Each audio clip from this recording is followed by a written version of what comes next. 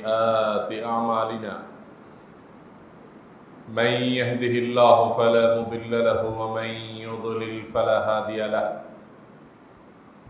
وأشهد أن لا إله إلا الله وحده لا شريك له وأشهد أن محمدًا عبده ورسوله أرسله بالحق بشيرًا ونذيرًا وداعيًا إلى الله بإذنه وسراجًا منيرًا أما بعد فقد قال الله تبارك وتعالى في كلامه المجيد وفرقانه الحميد بعد أعوذ بالله من الشيطان الرجيم وما أصابتكم من مصيبة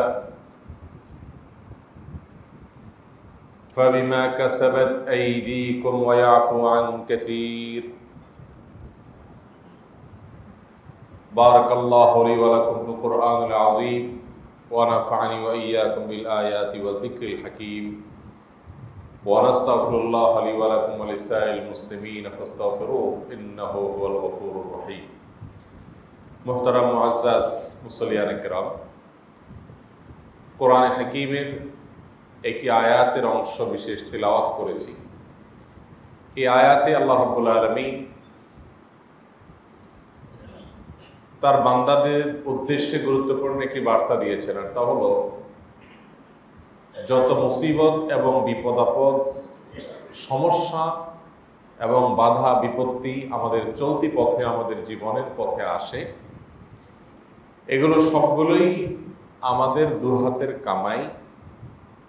আর কখনো কখনো এগুলো আল্লাহর তরফ থেকে বান্দার জন্য পরীক্ষা স্বরূপ হয়। পরীক্ষার কথাটি আল্লাহ তাআলা অন্য আয়াতে বলেছেন। আল্লাহ বলেছেন ওয়ালানাবলুওয়ান্নাকুম বিশাইইম মিনাল খাউফি ওয়াল জু'i ওয়া নাকসিম মিনাল আমওয়ালি ওয়াল আনফুসি ওয়াস সামারাত ওয়া বাশশিরিস সাবিরিন। আমি অবশ্যই তোমাদেরকে পরীক্ষা করব, পরখ করব, ভয় দিয়ে, শঙ্কা দিয়ে, ক্ষুধা দিয়ে, দারিদ্র্য দিয়ে, দুর্ভিক্ষ দিয়ে, এবং তোমাদের ফল ফসল, সম্পদ সম্পত্তি ইত্যাদি প্রচুর পরিমাণে কমিয়ে দিয়ে হঠাৎ করে আমি পরীক্ষা করতে চাই। আর তোমাদের মধ্যে এই ধরনের পরিস্থিতিতে যে ব্যক্তি ধৈর্যশীল হিসাবে নিজেকে প্রমাণ করতে সক্ষম হবে তাকে তোমরা সুসংবাদ দাও, বা তাকে তুমি সুসংবাদ দাও। তো এই আয়াত থেকে বোঝা যায় যে বিপদ মুসিবত এগুলো আমাদের জীবনের অবিচ্ছেদ্য অঙ্গ। আল্লাহ তাআলা পৃথিবীতে এমন কোনো মানুষ পাঠান নাই যার জীবনে কখনো কোনো বিপদ বা মুসিবত হয়নি। বিপদ এবং মুসিবত এটা দুনিয়ার জীবনের অবিচ্ছেদ্য অংশ। দুনিয়ার জীবন শেষ করার পর অনন্ত অসীমকালের যে যাত্রা শুরু হবে, সেখানে কেউ সুখে থাকলে সে নির্বিচ্ছিন্ন সুখ ভোগ করবে, সেখানে দুঃখের কোনো নামগন্ধ থাকবে না। আবার কেউ যদি দুঃখের মুখোমুখি হয় তাহলে সেখানেও সে নির্বিচ্ছিন্ন দুঃখের মুখোমুখি হবে, সেখানে সুখের কোনো লেশ মাত্র থাকবে না। আর দুনিয়াটাকে আল্লাহ তাআলা এমনভাবে সৃষ্টি করেছেন যে এখানে সুখ এবং দুঃখ দুইটাই দিয়ে রেখেছেন। এর অন্যতম একটি কারণ, হাজার রহস্য হিকমত আল্লাহ তাআলা রয়েছে, তিনি আহকামুল হাকিমিন, মহান সৃষ্টিকর্তা। তার প্রতিটা কর্মের সকল রহস্য ভেদ করা এটা মানব মস্তিষ্ক দ্বারা কখনোই পুরোপুরি সম্ভব নয়। তবে মানুষ আল্লাহ তাআলার বিভিন্ন কাজের, বিভিন্ন সৃষ্টির রহস্য সম্পর্কে আল্লাহর দেয়া বিবেক বুদ্ধি দিয়ে বিভিন্ন রকমের রহস্যের দিক উন্মোচন করতে পারে, সেগুলোর ফলে তাদের ঈমান বৃদ্ধি হয়। আখিরাতের সুখ এবং আখিরাতের দুঃখ, এটার স্যাম্পল হলো দুনিয়ার সুখ এবং দুঃখ। এগুলো মূল না, এটা শুধুমাত্র নমুনা যে এই টাইপ হবে, কিন্তু এরকম না, এর চাইতে অনেক বেশকম হবে মূলটা। জাস্ট আইডিয়া দিয়েছেন আল্লাহ রাব্বুল আলামিন। এই জন্য একটি হাদিসে বর্ণিত হয়েছে, নবী করিম সাল্লাল্লাহু আলাইহি ওয়াসাল্লাম ইরশাদ করেছেন, দুনিয়াতে একজন মানুষ যে অনেক বেশি সুখে ছিল, আমরা বলি চিরসুখী, আসলে চিরসুখী বলতে কিছু নাই। কারণ মায়ের গর্ভ থেকে যে আসছে তখনই কাঁদতে কাঁদতে আসছে, তাহলে চিরসুখী কিভাবে হয়? কোনো না কোনো সময় তার জীবনে অবশ্যই কষ্ট হয়েছে, হবে, হতে বাধ্য। অতএব চিরসুখী বলতে কিছু নেই। আবার চির দুঃখী বলতেও কিছু নেই। তারপরেও আধিক্য বিবেচনা করে আমরা বলি, যার জীবনে সুখের পরিমাণ বেশি তাকে আমরা চির সুখী বলি, দুঃখের পরিমাণ বেশি হলে তাকে চির দুঃখী বলি বা জনম দুঃখী বলি।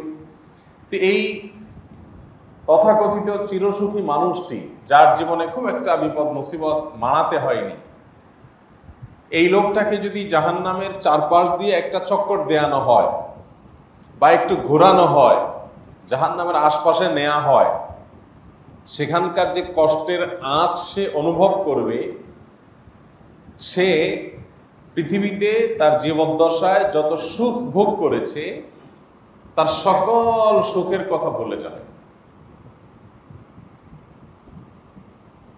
এত বেশি কষ্ট সেখানে থাকবে। দুনিয়াতেও দেখা যায় যে আমরা অনেক সময় অনেক বেশি কষ্ট পড়লে পেছনের সুখের কথা একেবারে বেমালুম ভুলে যাই। ঠিক একইভাবে একজন মানুষ যখন দুনিয়াতে তথাকথিত জনম দুঃখী বা চির দুঃখী, যেটাকে আমরা বলি, অনেক বেশি দুঃখ যার জীবনে ছিল, এই লোকটাকে যদি জান্নাতের কাছাকাছি নেওয়া হয়, জান্নাতের যে নাজ নেয়ামত রয়েছে সেগুলো কিছুটাও সে দূর থেকে অনুভব করার সুযোগ পায়, তাহলে তার সারা জীবনের সকল দুঃখ, সকল কষ্ট, এগুলো সব সে ভুলে যাবে। এখান থেকে বোঝা যায় দুনিয়ার এই দুঃখ এটা আসল দুঃখ না, দুনিয়ার এই সুখ সেটাও আসল সুখ না। এটা বলতে পারেন কিছুটা আইডিয়া দেয়া মাত্র, যে দুনিয়ার এই সুখ দেখার পর ইমানদার সাথে সাথে জান্নাতের নেয়ামতের কথা স্মরণ করবে, যে তাহলে জান্নাতে না জানি কেমন হবে। দুনিয়ার এই দুঃখ এটা অনুভব করার পর ইমানদার চিন্তা করবে জাহান্নামের দুঃখ দুর্দশা না জানি কেমন হবে। তো এইরকম পরিস্থিতিতে আল্লাহ রাব্বুল আলামিনের কাছে একজন ইমানদার সর্বাবস্থায় নিজেকে সমর্পণ করে রাখবে। সুখের সময় আমরা অনেকেই মোটামুটি আলহামদুলিল্লাহ ভালো একটা অবস্থানে মানসিকভাবে থাকি, কিন্তু যখন দুঃখ দুর্দশা দেখা দেয় তখন আমাদের মধ্যে নানা রকমের অস্থিরতা শুরু হয়, নানা রকমের ব্যাকুলতা শুরু হয়, নানা রকমের সমস্যা এবং ব্যত্যয় শুরু হয়। এই জাতীয় সমস্যাগুলোতে একজন ইমানদারের করণীয় কি হবে, আজকে আমরা সে বিষয়ে কথা বলার চেষ্টা করব ইনশাআল্লাহ তাআলা। যে আল্লাহ রাব্বুল আলামিন বিপদ এবং মুসিবত যে আমাদের জীবনে দেন, এই বিপদ এবং মুসিবতগুলো আমাদের জীবনের গুরুত্বপূর্ণ অংশ। আমরা যারা বিপদে পড়ি, মুসিবতে পড়ি, বেশিরভাগ মানুষই এই টাইমগুলোতে আমরা খুব বেশি হাহাকার করি, খুব বেশি অস্থির হয়ে পড়ি। এটা মানবীয় প্রকৃতি বলতে পারেন। আর আল্লাহ রাব্বুল আলামিন দেখতে চান যে বান্দা এই সময়টাতে কি করে। সুসময়ে অনেকেই আলহামদুলিল্লাহ, সুবহানাল্লাহ, জিকির আজকার, দান সদকা, আল্লাহ শুকর এগুলো আদায় করতে পারে, কিন্তু সময়টা যখন খারাপ যায় তখন মানুষ কি করে, এটা হলো দেখার বিষয়। আপনি অনেক ভালো মানুষকে দেখবেন যে উনি খুব ভালো, ওনার আচরণ খুব ভালো, ওনার আখলাক ভালো, বাট সময়টা যখন একটু কঠিন যায়, কোনো কারণে একটু বেটে বলে না হয়, তখন দেখবেন যে চেহারা এবং হাবভাব সবকিছুতে আমূল পরিবর্তন, দুই রূপ। তখনকার রূপার পরের রূপের সাথে কোনো মিল খুঁজে পাওয়া যায় না। তো এই জায়গাটাতে আমাদেরকে পারফর্ম করতে হবে, যে আমার পারফরমেন্স যেন এমন হয় যে আমি ধৈর্যশীল হিসেবে নিজেকে প্রমাণ করতে পারছি। আর এই জন্য আল্লাহ তাআলা পরীক্ষা সম্পর্কিত আয়াতে বলে যে আমি বান্দাকে বিভিন্নভাবে পরীক্ষা করব। আল্লাহ তাআলা দিয়েও পরীক্ষা করেন, নিয়েও পরীক্ষা করেন। আল্লাহ তাআলা সুস্থ রেখেও পরীক্ষা করেন, অসুস্থতা দিয়েও পরীক্ষা করেন। এই পরীক্ষার সময় আল্লাহর উপরে সন্তুষ্ট থাকাটা হলো গুরুত্বপূর্ণ। আর সন্তুষ্ট থাকাটা সহজ হবে যদি আপনি এই বিপদ এবং মুসিবতগুলো আল্লাহর তরফ থেকে আসছে, এটি আপনার একটা পরীক্ষার জায়গা, এখান থেকে আপনার একটা অ্যাচিভমেন্ট করার সুযোগ আছে, এই বিষয়গুলো যদি আপনি রিলেট করতে পারেন, তখন আপনার জন্য পরীক্ষায় উত্তীর্ণ হওয়াটা কি হবে, সহজ হবে। একজন পরীক্ষার্থী তিনি যে কোনো কঠিন পরীক্ষার মুখোমুখি হয়েছেন, তিনি জানেন এই পরীক্ষায় তিনি ভালো করতে যদি পারেন তাহলে সেক্ষেত্রে তার একটা ভালো অর্জন হবে, তিনি একটা ভালো জায়গায় যেতে পারবেন। তো সেই জন্য সে আল্লাহর বান্দা কিন্তু যত কঠিনই হোক পরীক্ষা উত্তীর্ণ হওয়ার জন্য আপ্রাণ চেষ্টা করে এবং সেই পরীক্ষায় একটা জায়গায় চলে যায় আলহামদুলিল্লাহ। আবার একটা মানুষ যদি এরকম কোনো কষ্ট বা মুসিবতকে সেভাবে না নিতে পারেন যে এরপরে আমার সুখ বা শান্তি আসতে পারে বা এর মাধ্যমে আমার সুখ শান্তি নিরূপিত হবে, এটা যদি সে অনুভব করতে না পারে, তখন তার জন্য এটা আযাবই আযাব হয়, হতাশা আর হতাশা ছাড়া আর কিছুই নাই। ইমানদারের সাথে বেঈমান বা আল্লাহর প্রতি যার ইমান নাই, যে অবিশ্বাসী, তার পার্থক্যের এটা একটা জায়গা। ইমানদার সকল কঠিন পরিস্থিতিতে তার একটা সান্ত্বনা আছে, তার একটা নিজেকে নিজে প্রবোধ দেওয়ার জায়গা আছে যে আমার পরীক্ষার পিরিয়ড চলছে, আমি শুধুমাত্র এই টাইমে সবর করে ধৈর্য ধারণ করে আল্লাহর প্রতি পরিপূর্ণ ঈমানটাকে ধরে রাখাটাই হলো আমার চ্যালেঞ্জিং। এটা যদি করতে পারি তাহলে আল্লাহ কোরআনে বলেছেন ওয়াবাশশিরিস সাবিরিন, ধৈর্যশীলদেরকে আপনি সুসংবাদ দিয়ে রাখেন হে রাসূল। আর হাদিসে আসছে নবী করিম সাল্লাল্লাহু আলাইহি ওয়াসাল্লাম বলেছেন আস-সাবরু সাওয়াবুহু আল জান্নাহ, ধৈর্য এটার বিনিময়ে আল্লাহ কি দিবেন? জান্নাত দিবেন। আপনি ব্যবসা বাণিজ্য করছেন, একের পর এক মার খাচ্ছেন, ধরা খাচ্ছেন, লস হচ্ছে, কোমরটা সোজা করতে পারছেন না, একটু সোজা হচ্ছেন তো আবার আঘাত আসছে। কোভিড-19 যে যাইতে না যাইতে একটু পোষানোর চেষ্টা করছেন, এর মধ্যে আবার রাশিয়া ইউক্রেনের যুদ্ধ চাপালো, এরপরে আবার দেশীয় বৈশ্বিক নানান সমস্যা দেখা দিল, কোমর সোজা করতে পারছেন না। আপনি যদি এর রহস্যটার দিকে একটু তাকান যে আল্লাহ রাব্বুল আলামিন আমাকে পরীক্ষা করতে চাইছেন, এবং এই পরীক্ষা যদি আমার সবকিছু হারিয়েও ফেলতে হয় আর তার বিনিময়ে জান্নাত হয়, তাহলে ডিলটা কি লসের ডিল হলো না লাভের ডিল হলো? দুনিয়াতে আপনার কষ্ট হলো, কষ্ট হতে হতে কি হবে? আপনার ব্যবসা বাণিজ্য সব যেতে যেতে যেতে যেতে যেতে আপনি রাস্তা দাঁড়ায় গেলেন, এই তো, এর বেশি কিছু তো হবে না। অথবা কষ্ট করতে করতে করতে করতে আপনার রূপটা বের হয়ে যাবে, এই তো, মরে যাবেন, এর চেয়ে বেশি কিছু তার হবে না। তো এটা তো এমনিও হবে, এক সময় রাস্তায় তো আপনাকে এমনিও যখন মরে যাবেন সব মানুষ ভাগযোগ করে নিয়ে যাবে, আপনাকে মাটির নিচে রেখে চলে আসবে। এই পরিস্থিতির সম্মুখীন এমনিতেও হতে হবে কি হবে না? আর আপনি যে কষ্টে আছেন, মুসিবতে আছেন, বিপদে আছেন, এই বিপদটা যত কষ্টকর হোক, যত কষ্টদায়ক হোক, এটার যন্ত্রণা, এটার কষ্ট সহ্য করতে না পারে আপনি মারা গেলেন, তো মারা তো আপনি এমনিও যাবেন। অতএব আপনি অবশ্যম্ভাবী পরিণতির দিকেই অগ্রসর হচ্ছেন, নতুন কিছু হবে না। যা এমনিতেও হয়তো যা সেদিকে হয়তো আপনাকে যেতে হবে, এর বাইরে আর কিছু। কিন্তু এটার বিনিময়ে যদি আল্লাহ রাব্বুল আলামিন আপনাকে কিয়ামতের ময়দানে জান্নাতের সার্টিফিকেট দিয়ে দেন, চির সুখ, যেখান থেকে আর কখনো দুঃখের দেখা পাবেন না, তারপরে আর কখনো আপনার জান্নাত থেকে বের হতে হবে না, অনন্ত অসীমকালের সুখের যদি আপনি পরোয়ানা পেয়ে যান দুনিয়ার এই 10, 20, 30 বছরের কষ্টের বিনিময়ে, তাহলে সেটা অবশ্যই লাভজনক ডিল, সেটা কখনো আমাদের জন্য লসের ডিল হতে পারে। ইমানদার যখন তার আইডিওলজি, তার চিন্তাভাবনা যখন এরকম হবে, তার দর্শন যখন এরকম হবে, তখন তার জন্য এই সকল কষ্ট সহ্য করা পানির মতো কি হবে? সহজ। সাহাবায়ে কেরামের মধ্যে অনেক সাহাবী ছিলেন এ জাতীয় অনেক কষ্ট ভোগ করেছেন, কিন্তু সে কষ্টগুলোকে আলিঙ্গন করা, সেগুলোকে ওয়েলকাম করা, তাদের জন্য হাসি মুখে বরণ করাটা পানির মতো সহজ হয়ে গেছে যখন ভেতরে ঈমানটা ভালো করে তারা গেঁথে নিতে পেরেছেন যে এই সবগুলোর বিনিময়ে আলটিমেট আমি যদি আল্লাহর কাছে জান্নাত আশা করি, তাহলে এগুলো আমার জন্য কোনো ক্ষতিকর কিছুই না, জাস্ট সহ্য করা। একজন রোগী, তিনি যেরকম ডাক্তারের কাছে নিজেকে সমর্পণ করেন, কাটাছেঁড়া করেন, ডাক্তার সাহেব অপারেশন করেন, হ্যাঁ, এবং তিতা ওষুধ দেন, তার পছন্দ হয় না সেরকম ট্রিটমেন্টও তার উপরে আরোপ করেন, সবকিছুকে রোগী মেনে নেয়, সহ্য করে নেয়। কেন? কারণ জানে যে এই কষ্টটা সহ্য করতে পারলেই আমার কি হবে? সুখ হবে। মুহতারাম হাজিরিন, এই জন্য নবী করিম সাল্লাল্লাহু আলাইহি ওয়াসাল্লাম তিনি আল্লাহর কাছে নিবেদন করতেন, আল্লাহ, সুখ এবং দুঃখ এই দোনো অবস্থাতেই আমি তোমার উপরে সন্তুষ্ট।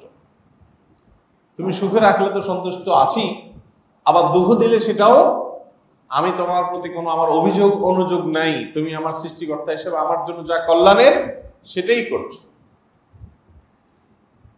কিন্তু আল্লাহ, দুঃখ দুর্দশা এটা তো পরীক্ষা, এই টাইমে স্লিপ না করে নিজের জায়গায় দাঁড়িয়ে থাকা, একেবারে সাস্টেইন করা নিজের ঈমানকে, এটা একটা জটিল কঠিন কাজ। এজন্য আমি তোমার কাছে সবসময় দুঃখ দুর্দশা থেকে মুক্তি চাই, পেরেশানি থেকে মুক্তি চাই, কিন্তু তারপরও তোমার ফয়সালা যদি হয়, আমি বিশ্বাস করি যে এর পেছনে আমার কল্যাণ অবশ্যই আছে। আমরা নিজেদের জন্য যেটাকে কল্যাণকর মনে করি, আমি একটা ব্যবসায়িক ডিল করতে যাচ্ছি, আমি একটা কাজ করতে যাচ্ছি, সে কাজটা বাধাগ্রস্ত হলো না, ব্যাঠে বলে আমি ফেলিওর হয়ে গেলাম, আমি ব্যর্থ হয়ে গেলাম। এত কিছুর পরও সেই কাজটা আমার জন্য সার্বিকভাবে সর্বতোভাবে কল্যাণকর হতে পারে, কারণ আমি আমার নিজের জন্য যা ভালো মনে করছি, আমার সৃষ্টিকর্তা আমার জন্য যা ভালো মনে করছেন সেটা অবশ্যই তার চাইতে আমারটা চাইতে কল্যাণকর হবে। কারণ অভিভাবক, তার অধীনস্থ যারা থাকেন তাদের কল্যাণটা যত ভালো বুঝেন, এই অধীনস্থরা নিজেদের কল্যাণটা তারা এত ভালো বুঝেন না। মানুষ নিজে যেটাকে ভালো বোঝে তার চাইতে উপরে যারা থাকেন তাদের দৃষ্টির প্রসারতা আরো অনেক বেশি থাকে। এই জন্য দেখবেন সন্তানরা বাবা মার কাছে অনেক কিছু চায়, বাবা মা দেয় না, সন্তানের ভালোর জন্য দেয় না। এখন সন্তান যদি মনে করে যে না বাবা মা অমানবিক, জুলুম করছে, তাহলে এটা তার নির্বুদ্ধিতা ছাড়া কিছুই না। মোহতারাম হাজিরিন, আমাদের জীবনে অনেক সময় অনেক জিনিস আমরা চাইছি কিন্তু হয় নাই, এরপর একটা সময় আমাদের বুঝে আসছে যে হয় নাই, এ না হওয়াটা আমার জন্য কল্যাণকর হয়েছে, না হওয়াতে আমার এই অ্যাচিভ হয়েছে, এই অর্জনটা হয়েছে, হলে এটা আর হতো না। এরকম জীবনে হাজারটা ঘটনা আপনি মেলাতে পারবেন। আর যদি আপনি মিলাতে নাও পারেন তো ইমানদারের তো ক্ষতির কিছু নেই। নবী করিম সাল্লাল্লাহু আলাইহি ওয়াসাল্লাম বলেছেন এক হাদিসে, আজাবান লি আমরিল মুমিন, ইমানদারের পুরো বিষয়গুলোই আশ্চর্যজনক, অদ্ভুত। কারণ ইন্না আমরাহু কুল্লাহু খায়র, ইমানদারের সব কিছুতেই কল্যাণ। ইন আসাবাহু শাররুন, ইমানদারের জীবনে যদি কোনো বিপদ হয়, মুসিবত হয়, সমস্যা দেখা দেয়, বিপদ হয়, তাহলে সেক্ষেত্রে সাবারা, সে ধৈর্য ধারণ করে। ফাকানা খায়রাল্লাহ, তো ধৈর্য ধারণ করলে এই বিপদটা তার জন্য বরং আশীর্বাদে পরিণত হয়ে গেল, সবর করে সে জান্নাতি হলো। আর ওয়াইন আসাবাহু খায়রুন, আর যদি ইমানদারের জীবনে ভালো কিছু আসে তাহলে সে শাকারা, আল্লাহর শুকরিয়া আদায় করে, কৃতজ্ঞতা জ্ঞাপন করে, তো এটাও তার জন্য কল্যাণ হয়। হাতি মূল্যেও লাখ, বাঁচতেও লাখ, ঠিক ইমানদার অবস্থা। এরকম যদি সে সর্বাবস্থায় ইমানটাকে রিলেট করতে পারে। মুহতারাম হাজরিন, এই জন্য আল্লাহ তাআলা তার প্রিয় মানুষদেরকে সবচেয়ে বেশি কষ্ট দিয়েছেন, সবচেয়ে বেশি পরীক্ষা নিয়েছেন।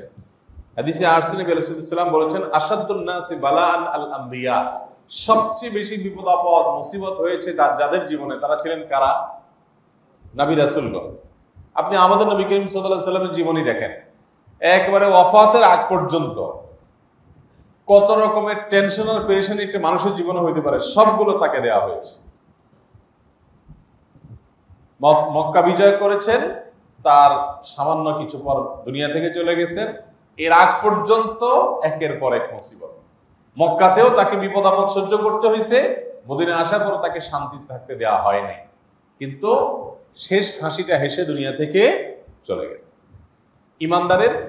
ইমানদারের সান্ত্বনার জায়গাই হলো এটা, যে আল্লাহর নবী এবং আল্লাহর রাসূলগণের জীবনে যদি বিপদ আপদ আসতে পারে, আমি কি? অনেকে আছে দেখবেন ফাসিক, ফাজের, পাপিষ্ট, এদের জীবনে কোনো বিপদ আপদ আসে না। এটাকে আমি এক্সাম্পল দিয়ে ভাবে বোঝানোর চেষ্টা করি যে ভর্তি হয় সে পড়াশোনার জন্য মারধর খায়, শাসনের মুখোমুখি হয়, পরীক্ষা দিতে হয়, কষ্ট সহ্য করতে হয়।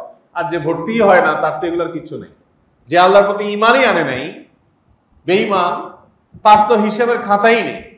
খাতাই নেই বলতে তার ভালো আর মন্দের কি, তার তো টোটালি মন্দ, অতএব সে তো অনন্ত অসীমকালে জাহান্নামী হিসাবে যাচ্ছে।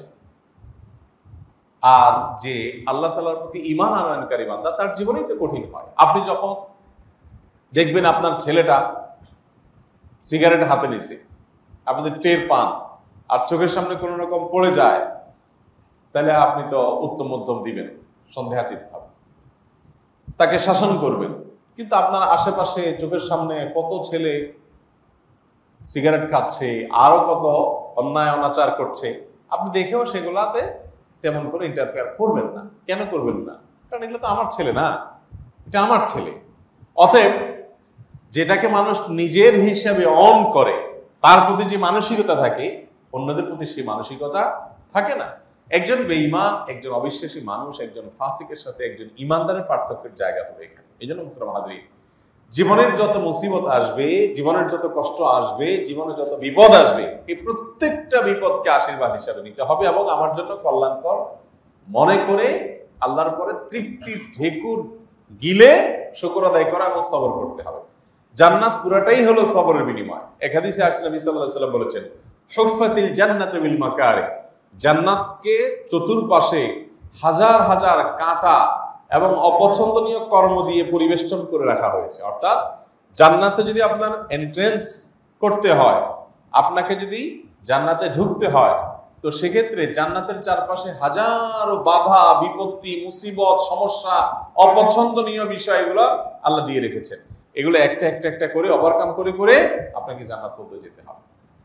তার মানে অনেক অপ্রিয়, অনেক তিক্ত, অনেক অপছন্দনীয় বিষয়কে গ্রহণ করা এবং বরণ করা মানুষকে থাকতে হবে। তার মাধ্যমে আমরা জান্নাতে যেতে পারবো। আল্লাহ তাআলা আমাদেরকে সবরকারী এবং ধৈর্যধারীদের কাতারে শামিল হওয়ার তৌফিক দান করুন।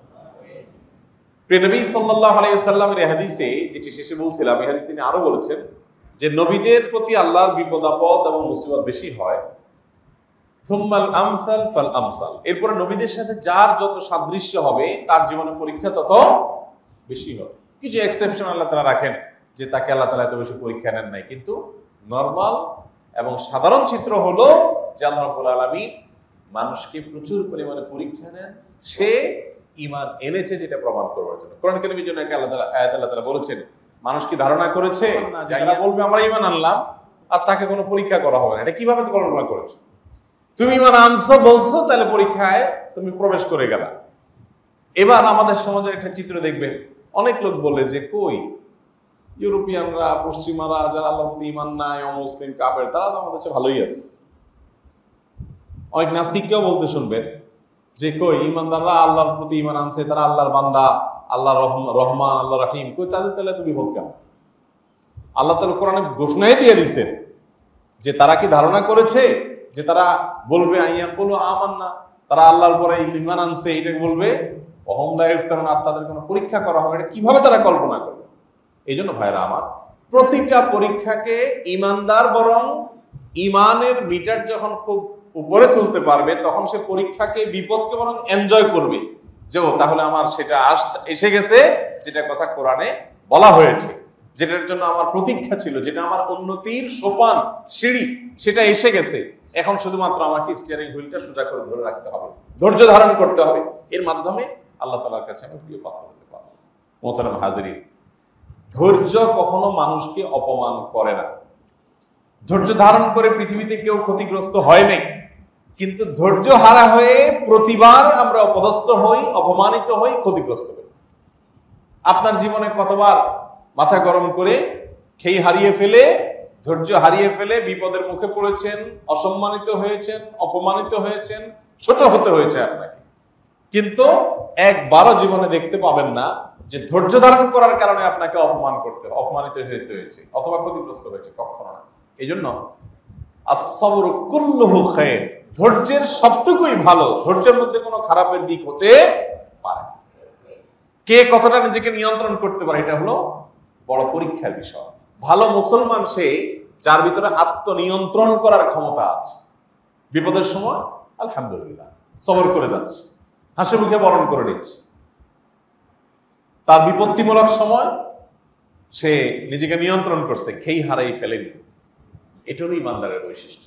এই জন্য নবী করিম সাল্লাল্লাহু আলাইহি সাল্লাম হাদিসে আসছে যে সাহাবীদেরকে নিয়ে তিনি যাচ্ছিলেন কোথাও, একটা জায়গায় কুস্তি চলছিল। কুস্তি যখন কুস্তি চলছে, কুস্তির প্রতিযোগিতা চলছে, তো একের পর এক প্রতিযোগীরা আসছে।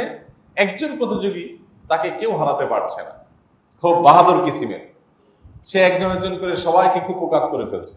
তখন সাহাবীরা সহ উপস্থিত দর্শকরা যারা এই কুস্তির প্রতিযোগিতা দেখছিলেন, তারা সবাই আশ্চর্য হয়ে গেছেন খুব স্বাভাবিকভাবে যে এত বড় বীর বাহাদুর। নবী করিম সাল্লাল্লাহু আলাইহি সাল্লাম তখন সাহাবীদেরকে বললেন, আমি কি তোমাদেরকে এর চাইতে বড় বীর এবং বাহাদুরের সঙ্গে পরিচয় করিয়ে দিব? সাহাবায়ে কেরাম, ইয়া রাসূলুল্লাহ, অবশ্যই বলুন। নবী সাল্লাল্লাহু আলাইহি সাল্লাম বলেছেন, এর চেয়ে বড় বীর, এর চেয়ে বড় বাহাদুর, এবং আসল বাহাদুর হলো ওই ব্যক্তি যে ব্যক্তি মাথা গরমের সময়, মাথা হট হয়ে যাওয়ার সময়, চান্দি গরম হয়ে যাওয়ার সময় নিজেকে নিয়ন্ত্রণ করতে পারে। এ হলো আসল বাহাদুর। তার কন্ট্রোলিং পাওয়ার আছে, সে ধরে রাখতে পারে। প্রতিপক্ষ কুস্তিতে কম্পিটিশনে এসেছে, তাকে ধরে রাখতে পারা এটা যত কঠিন, আপনার বিরূপ পরিস্থিতিতে, বিরূপ পরিবেশে আত্মনিয়ন্ত্রণ করা বা নিজেকে ধরে রাখাটা এর চাইতে অনেক বেশি কঠিন। কত মানুষ দেখবেন যে মাশাআল্লাহ ওনার অনেক দিক থেকে দক্ষতা আছে, যোগ্যতা আছে, এই জায়গায় এসে উনি কাত হয়ে যান। আবার অনেক মানুষ আছে মাশাআল্লাহ যে আল্লাহ তাআলা তাকে প্রচন্ড রকমের ধৈর্য শক্তি দিয়েছেন, এরকম পরিস্থিতি তিনি দাঁড়িয়ে থাকতে পারেন জায়গায়, বিচলিত হন না। মোহতারাম হাজরিন, এই জায়গাটা যেতে হবে। অনেক মানুষ আছেন তার নামাজের পারফরমেন্স খুব ভালো, রোজার পারফরমেন্স খুব ভালো, দান সাদেকার পারফরমেন্স খুব ভালো, ওয়াজ করতে পারেন সুন্দর সুন্দর মাশাআল্লাহ, ওনার অন্য অনেক ভালো গুণ আছে, বাট আত্মনিয়ন্ত্রণ করার ক্ষমতা, এই সবরটা, এটা বিশেষ করে বিপদ আপদ, মুসিবত, আমরা যেটাকে বলি সময় খারাপ যাওয়া, আসলে সময় কখনো ভালো খারাপ হয় না, সময়ের সৃষ্টি করতে আল্লাহ তাআলা, কিন্তু আমাদের উপর দিয়ে যখন বিপদ আপদ যায়, যে সময়টাতে যে আমরা ওই সময়টাকে উপকার থেকে বলি যে খারাপ সময় যাচ্ছে, এই খারাপ সময় তথাকথিত এই সময়টাতে যে ব্যক্তি বিচলিত না হয়ে দাঁড়িয়ে থাকতে পারে, আলহামদুলিল্লাহ, ইন্না মাআল উসরি ইউসরা, নিশ্চয়ই কঠিনের পরেই সহজ হয়, দুঃখের পরেই সুখ আসে। আল্লাহ তাআলা বলেছেন এই আয়াতকে ইন্না মাআল উসরি ইউসরা, তো ইন্না মাআল উসরি ইউসরা কয়বার বলেছেন? দুইবার বলেছেন। তার মানে উসরের পর ইউসর, সহজ, আবার বিপদ আসলে তারপরে সহজ, এটাকে আল্লাহ তাআলা এরকম পালা বদল করে দিয়েছেন। তিলকা ওয়া তিলকাল আইয়ামু নুদাউলুহা বাইনান নাস, আল্লাহ বলেছেন এই দুনিয়াতে এই সুখ এবং দুঃখ, হার এবং জিত, বিপদ এবং আপনার শান্তি, এগুলো আল্লাহ তাআলা পালা বদল করে দিয়েছেন, একটার পর একটা আসতেই থাকে, এটা আমাদের জীবনের অংশ। বেশিরভাগ মানুষ এই সময়গুলোতে আমরা নিজেদেরকে ঠিক রাখতে পারি না। আল্লাহ তাআলা আমাদেরকে কঠিন সময়ে আল্লাহর প্রতি ঈমান আনা, আল্লাহর ফয়সালাকে মেনে নেওয়া, ঈমানের উপরে ধৈর্য ধারণ করা, অটল থাকা, অবিচল থাকার তৌফিক দান করুন। আমরা আর্থিক বিপদ আপদ, শারীরিক বিপদ আপদ, তারপর আরো যত রকমের বিপদ আপদ আছে, এগুলোর মুখোমুখি আমাদের জীবনে হবে, কিন্তু ঈমানদারের জন্য এর কোনোটাই ক্ষতিকর কিছু না। বিপদ যখনই আসবে সেটা তিনটার যে কোনো একটা কল্যাণ বয়ে আনবে আপনার জীবনে, তিনটার যে কোনো একটা, যদি আপনি ধৈর্য ধারণ করতে পারেন। নাম্বার এক, হয় আপনার বিপদের কারণে আল্লাহ তাআলা আপনার গুনাহ মাফ করবেন, মুসিবত, বিপদ ধৈর্য ধারণ করতে পারলে আল্লাহ তাআলা কি করবেন? পেছনের যে গুনাহ পাপাচার আছে সেগুলো মাফ করে দিবেন। অথবা বিপদ আপদের কারণে আল্লাহ রাব্বুল আলামিন আপনাকে পরীক্ষা করছেন, আর পরীক্ষায় আপনি জেতার কারণে, পরীক্ষায় আপনি টিকে থাকার কারণে, ধৈর্যশীলতার প্রমাণ দিতে পারার কারণে আপনার মর্যাদা বৃদ্ধি হবে। তাহলে হয় গুনাহ মাফ হবে, আর না হলে মর্যাদা বৃদ্ধি হবে। এমনকি তুচ্ছাতি তুচ্ছ বিপদও যদি হয়, সেটাও আমাদের গুনাহ মাফের কারণ। নবী সাল্লাল্লাহু আলাইহি ওয়াসাল্লাম বলেছেন, কারোর পায়ে যদি ছোট একটা কাঁটা বিদ্ধ হয়, একটু উফ করে উঠেছে সে, কিন্তু সে এখানেও সবর করেছে, ওই যে সাথে সাথে তার মাথায় চলে আসছে যে ঈমানদারকে আল্লাহ তাআলা বহুভাবে কি করবেন? পরীক্ষা করবেন। অতএব এটা আমার জন্য একটা কি পরীক্ষা, আমি হাসি মুখে মেনে নিলাম, ও আচ্ছা, তাহলে তো এটা আমার উপরে ওঠার সিঁড়ি বড়, অতএব আমি আল্লাহর উপরে সম্পূর্ণ সবর করে শুকরিয়া আদায় করে কোনো আজে বাজে শব্দ ব্যবহার না করে, অধৈর্য না হয়ে সামনে চললাম। অনেকে আছে দেখবেন যে কাঁটাবিদ্ধ হয়েছে, হয়তো তার নিজের দোষেই হয়েছে, নিজের দোষে তো বটেই, কারণ সে না দেখে পা দিছে, এরপরে দেখা যায় যে ওই কাঁটার 14 গোষ্ঠী ধরে গালিগালাজ করে, আছে না নাই? মনে করেন একটা জিনিস হাত দিয়ে নিতে চাচ্ছেন, আপনি নিতে পারছেন না, 2-3 বার মিস হয়েছে আর কি, মেজাজটা গরম হয়ে গেছে, আর হাতেই উঠতেছে না জিনিসটা, এবার ওইটার 14 গোষ্ঠী ধরে গালিগালাজ শুরু করে, আছে না নাই?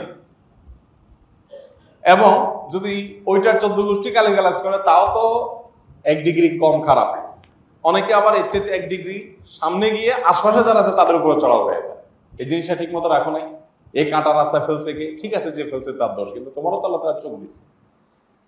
তো যাই হোক, তো এরকম অধৈর্য আমরা অনেকেই হই, হাউতাশ করা, অস্থির হয়ে যাওয়া।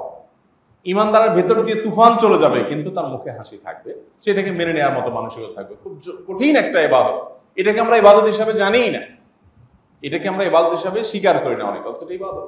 ঈমানের গুরুত্বপূর্ণ একটা পাঠ হলো রিদা বিল কাদা। রিদা বিল কাদা মানে কি? আল্লাহ, আপনি আমার জন্য যা ফয়সালা করেছেন আমি সেটাতে কি সন্তুষ্ট।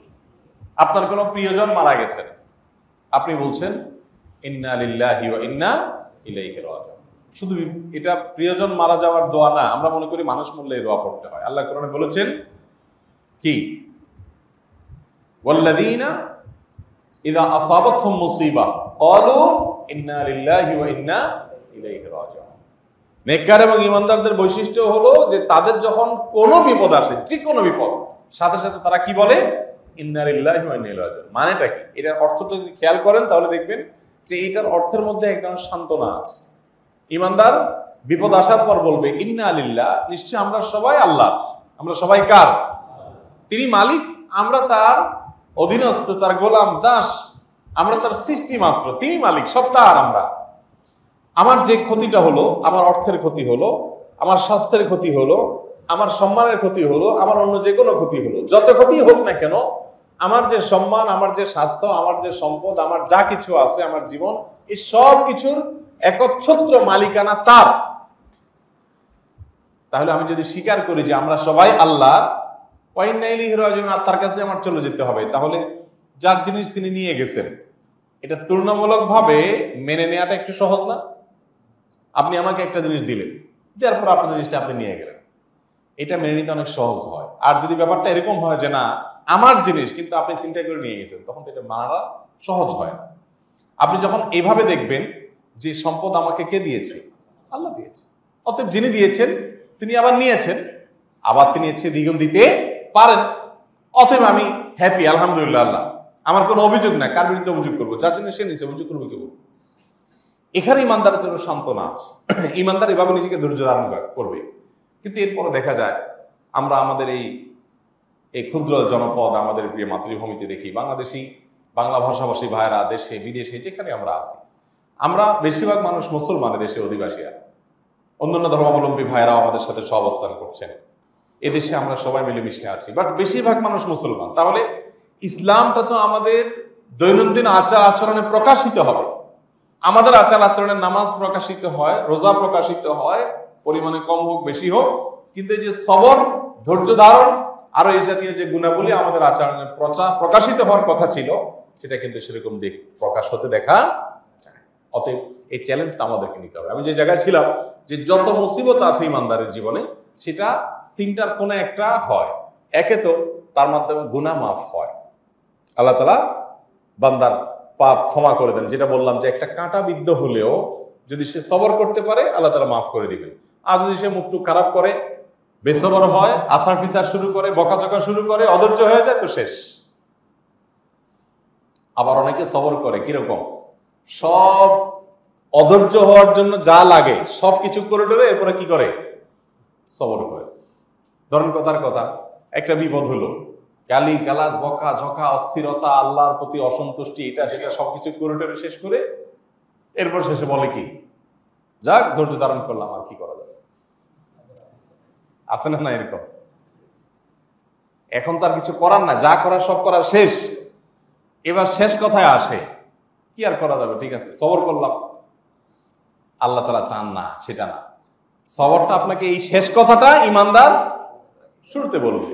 গাধায় পানি খাবে, গোলায় খাবে, কিন্তু ইমানদার পানি গোলায় খাবে না, আগে খাবে। যত রকম অস্থিরতা আপনি করেন, কোন লাভের লাভ কিছু হবে?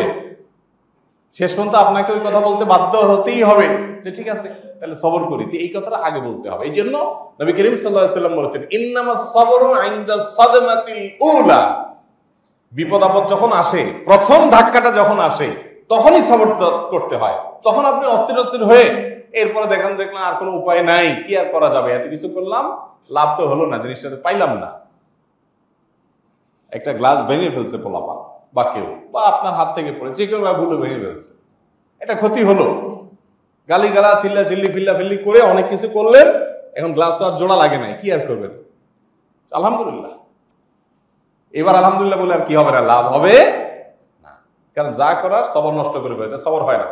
সবর হলো শুরুতেই চিন্তা করা যে যেটুকু ক্ষতি হয়েছে আমল নামায় এর চাইতে অনেক বেশি কিছু কল্যাণের যুক্ত হবে আমার জন্য, অতএব সেটা চিন্তা করে আলহামদুলিল্লাহ, আল্লাহ শুকর আদায় করলাম। হ্যাঁ, শাসনের জায়গা থেকে অধীনস্থ কেউ হলে তাকে শাসন করা, তাকে সাবধান করা, সেগুলো ক্ষেত্রে এর কোনো বিরোধ নাই, কিন্তু এর মানে এই নয় যে তাকে বেসওয়ার হতে হবে। তো বলছিলাম গুনাহ মাফ হবে বিপদ আপদে ধৈর্য ধারণ করতে পারলে, অথবা আল্লাহ তাআলার কাছে কি হবে, মর্যাদা বৃদ্ধি হবে, কিংবা কমের পক্ষে তার এই বিপদটা দিয়ে আল্লাহ তাআলা কিছু সওয়াব তাকে দিতে চান, কিছু সওয়াব তাকে দিবেন। মুহতারাম হাজিরিন, এই জন্য আমাদের জীবনের সর্বক্ষেত্রে আমরা যেন ধৈর্য ধারণ করতে পারি, সেজন্য এই দর্শনটা আমাদের মাথায় ঢোকাতে হবে যে আমাদের জন্য, আমরা নিজেদের জন্য যেটাকে কল্যাণকর মনে করছি, আমাদের মহান রব তার দৃষ্টির প্রসারতা অসীম, তিনি আরো বেশি জানেন যে আমার সামনে কি অপেক্ষা করছে। অতএব আমি তার দিকে তাকায় তার ফয়সালাকে আমার জন্য কল্যাণকর মনে করে আমি আলহামদুলিল্লাহ বলবো। এটার নাম হলো সবর। চেষ্টা করবো তো ইনশাআল্লাহ। এই গুণগুলো অর্জন করার জন্য ভাই স্ট্রাগল করতে হবে। আমি আবারও বলছি, নামাজি মুসলমান পাওয়া যায় যতটুকু, রোজাদার মুসলমান যতটুকু পাওয়া যায়, ধৈর্যশীল মুসলমান ততটুকু পাওয়া যায়। অনেক লম্বা দাড়ি আছে, টুপি আছে, আমরা অনেক ক্ষেত্রে ইসলাম প্র্যাকটিস করি আলহামদুলিল্লাহ, বাট এই জায়গা মতো আসলে দেখা যায় আমরা আস্তে কি হয়ে গেছি, দুর্বল হয়ে গেছে, হাল ছেড়ে গেছে। এই জন্য চেষ্টা করবো তো ইনশাআল্লাহ। একটা দিন যদি আপনার সবর ছুটে যায়, এরপরে চ্যালেঞ্জ নিতে হবে যে ঠিক আছে, এরপরে যেন আর না ছুটে, আমি নতুন করে কি করব, শক্ত করে উদ্যম নিয়ে সামনে আগাবো ইনশাআল্লাহ। এভাবে চলতে চলতে আস্তে আস্তে সবর আসবে। সবর আসার জন্য আরেকটা বুদ্ধি হলো সবরকারী মানুষদের সাথে থাকা। কিছু মানুষ আছে দেখবেন খুব ঠান্ডা মাথা, খুব ধৈর্যশীল, দেখবেন যে তুফান চলে যাচ্ছে, তারপর তিনি খুব সুন্দর করে ট্যাকেল দিয়ে দিচ্ছেন, মুখে হাসি আছে, তিনি অস্থির হচ্ছেন না, ঠান্ডা মাথায় সবকিছু নিয়ন্ত্রণ করে যাচ্ছেন, নিজেকে অস্থির করছেন না। এই মানুষগুলোর সান্নিধ্যে থাকবেন, তাদের সাথে উঠা বসা করবেন, তাদের সাথে সম্পর্ক রাখবেন, দেখবেন যে আপনার মধ্যে ওই যোগ্যতাটা আসছে। কার ভিতরে কোন ভালো গুণটা আছে সেটা আহরণ করার চেষ্টা করবেন। যে একটা লোক, তিনি হয়তো অন্য অনেক দিক থেকে খারাপ, বাট তার একটা গুণ ভালো আছে, ঠিক আছে, তাহলে সেটা আমি আহরণ করার চেষ্টা করি। নিজেকে ভৎসনা করতে থাকতে হবে যে আমার মধ্যে এটা নেই কেন, তাহলে আমি এটা নেওয়ার চেষ্টা করব। এভাবে মানুষ ধীরে ধীরে জান্নাতের দিকে অগ্রসর হয়। আর যদি আমরা এগুলো বাদ দিয়ে শুধু জাগতিক কল্যাণের পিছনেই পড়ে থাকি, পয়সা কড়ির পিছনে পড়ে থাকি, আর যেটাকে বলা হয় আত্ম উন্নয়ন, নিজেকে ভালো মানুষ, আরো ভালো মানুষ করার যে চেষ্টা, সেই চেষ্টায় বা সেই দৌড়ে যদি আমরা পিছিয়ে পড়ে যাই, তাহলে এই দৌড়ে পিছিয়ে পড়ে গেলে জান্নাতে যাওয়ার আশা করা বড় কঠিন। আল্লাহ তাআলা আমাকে আপনাকে, আমাদের সবাইকে ধৈর্যশীল মানুষ হওয়ার তৌফিক দান করুন, সবরকারীদের কাতারে শামিল হওয়ার তৌফিক দান করুন, এবং সবর বিনিময়ে আল্লাহ তাআলা একমাত্র জান্নাত রেখেছেন। অতএব এই সবরটার কোনো বিকল্প আমাদের নাই। সংযম, নিয়ন্ত্রণ, সবর, সর্বাবস্থা হাসি মুখে থাকা এবং আল্লাহর সকল সিদ্ধান্তকে বরণ করে নেওয়ার মতো ইমানের শক্তি, এটা অনেক কঠিন একটা বিষয়। এর জন্য দোয়া করতে হবে, এর জন্য চেষ্টা করতে হবে, আত্মসমালোচনা করতে হবে, এবং নিজেকে নিয়ে স্টাডি করতে হবে যে আমার ভিতরে ত্রুটিটা কি পরিমাণ আছে, কিভাবে সেটাকে ওভারকাম করা যায়। আল্লাহ তাআলা আমাদের সবাইকে তৌফিক